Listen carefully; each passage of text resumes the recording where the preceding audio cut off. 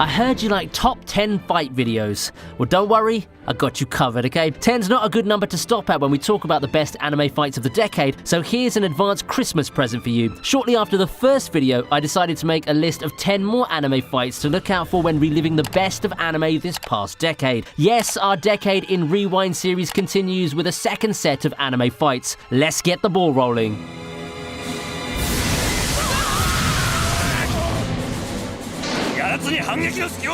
In the only fashion an amazing anime like FMA Brotherhood deserves to close, we have the final battle against Father. After absorbing souls and basically becoming God, Father finds himself face to face with everyone. The military, the rebels, Mustang, what's left of him anyway, and the Elrics. After everyone's bombardment and some timely assistance from Gide, Father's finally worn out and taken down in a sweet beatdown by Ed. The battle's great for me because in addition to the spectacle of Ed's no-holds-barred beatdown, it showed two fundamental parts of the series' themes, one which is the strength of unity. Despite being strong fighters in their own right, none of them could stand a chance of taking down a being that transcends all limits. Nevertheless, it's everyone working together that shows how much people can accomplish if they work together. It's also good to note the thematic irony that despite being so powerful, Father did himself in. He opened himself up to defeat by focusing on preserving and increasing power. Just like the Elrics, Father fell due to pride and his attempt at going against taboo.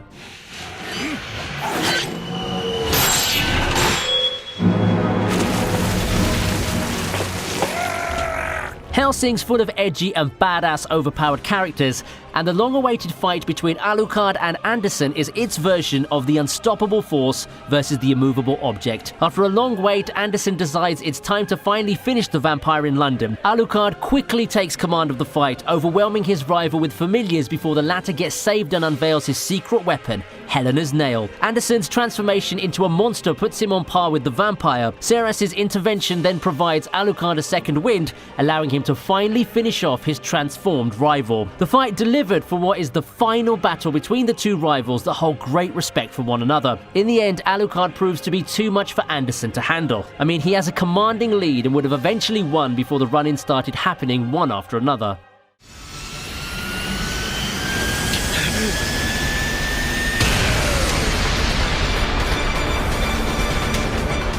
Now for the first fight on the list that doesn't involve the main protagonist of the series. A highlight of Ippo's third season is the battle between Takamura and David Eagle. Pitting the wild and aggressive style of Takamura against the calm and textbook moves of the American gold medalist makes for a suspenseful and intriguing match. While most boxers have gimmicky fighting styles, David Eagle has a simple arsenal. He doesn't have much in the way of finishing moves, but it's foolish to underestimate him. While the lack of all those flashy moves may mean that he has no particular strengths, it also means that you really just have to be better than Eagle in order to beat him. With his fighting strategy being so grounded, there's really no major weakness to exploit either. Takamura sure learned that the hard way. After a grueling match that featured his eye problems, he beat the American in the boxing ring, but sure had to go through hell to win. What makes this fight so impactful is the ending. Seeing him punch non-stop for 10 seconds through sheer willpower is just so emotional and epic at the same time.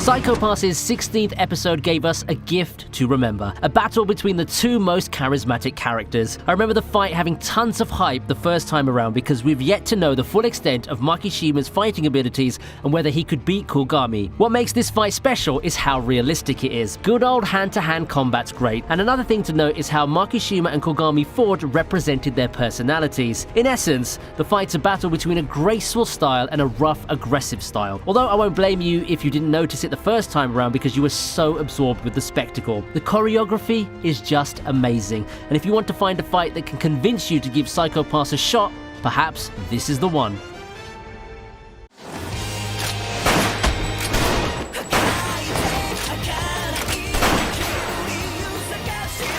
Next, we take a look at Oda versus Gide. This arc's one of the reasons why I love Bungo Stray Dogs so much, and what a way to finish it with the awesome short but sweet battle. What better way to fight a villain than with powers that are similar? Now let me up the ante and say that both fighters have future sight as their powers. A fast and furious gunfight follows. Gifted by the ability to peer seconds into the future and predict each other's movements, the two fighters exchange shots, seemingly being unable to hit each other due to the future sight. When people jokingly compare this short fight as a battle between two Sharingan users or two King Crimsons, I guess it's not too far off the mark. If you're up for a fight with blazingly quick action and a sequence of events, then this fight is for you. In a battle between two users of precognition, the first hit usually decides the victor.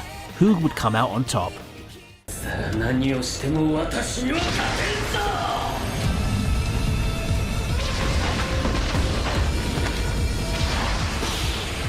Among the numerous fights in Mob Psycho, I'd say that Mob vs Mogami should be a contender for the best ones in the decade. Simply put, the battle between the two takes place in figuratively multiple dimensions. It's more of a psychological battle taking place initially inside Minori. Mob initially proves to be the superior fighter, overwhelming Mogami before falling into the latter's trap and being forced into enduring mental torment. It takes Dimple's intervention to snap Mob out of it and defeat Mogami. Notably, the fight's marked by the release of Mob's question mark percentage mode, one of his most amazing forms and power-ups. Despite being weaker physically, Mogami showed what he's really capable of in this battle, and along with Mob Psycho's renowned animation, showed us a beautiful example of a mental battle in a shonen series done right.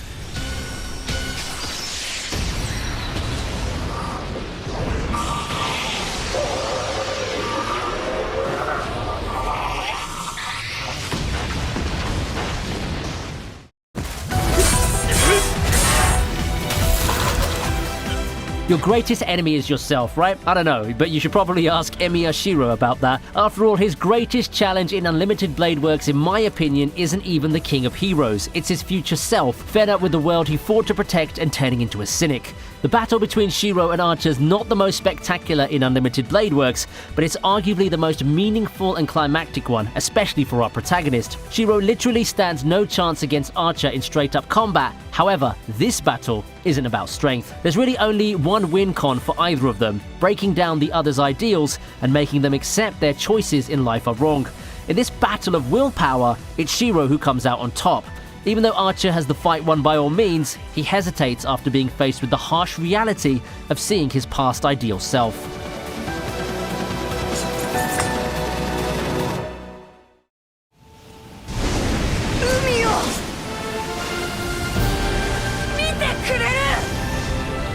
Episode 5 of Part 2 of Attack on Titan's third season features a triple header of the most awaited fights in the series' history. After their initial introductions as beings of destruction and the reveal of their identities, it's finally time to take down the Beast, the Armored, and Colossal Titans. We covered Levi taking on the Beast Titan and Erwin and his squad sacrifice in another video before, so this time I'm focusing on the remaining fights. With those characters out of the way, it's Eren and Armin left in charge to take care of the Colossal Titan. Since the start of the series, I knew this battle was going to happen, but what surprised me was that it was Armin's brilliant plan that decides the battle, but not without a steep cost. Meanwhile, the rest of the group go up against the Armored Titan, whom they decide to defeat outright. Despite their struggles, they finally get breathing room as Hanji opens up the door to their counterattack with Thunder Spears. Badass Mikasa finishes off the Armored Titan, ending the last among the three Titans' reign of terror for good. The fights are amazing and give everyone their shine. Finally, after 3 long seasons, humanity finally vanquishes the most prominent monsters among the Titans. Were all the sacrifices worth it?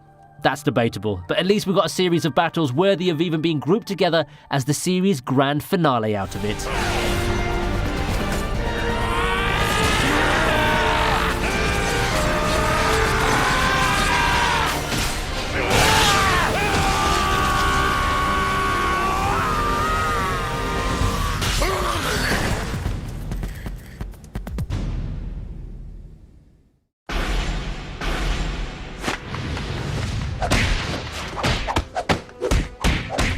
No doubt the final stretch of the Great Ninja War gave us many notable and hype moments. While we can talk about Madara's domination, Minato saving the day, Team 7's last battle, or Naruto and Sasuke's fated showdown, I'd like to feature another battle that deserves praise and a mention. Ever since the flashbacks to Kakashi's past and the introduction of Obito, I had an inkling that the Uchiha's probably still alive somewhere. When he's relieved to be Toby, it's only natural that he and his former childhood friend gravitate towards each other and settle things once and for all. This fight easily had the best hand-to-hand combat action we've seen in Naruto up to this point. The fight itself isn't only backed by hype brought about by history, but by how well their powers synergize with one another. Their battle inside Kamui's dimension is all sorts of intense and pits the best of the best in terms of their similar eye powers. The fight might have been overshadowed by Obito's quick transformation, but don't let that distract you from the fact that before he becomes the master of the 10 Tails, Obito had one hell of a fight against his former friend.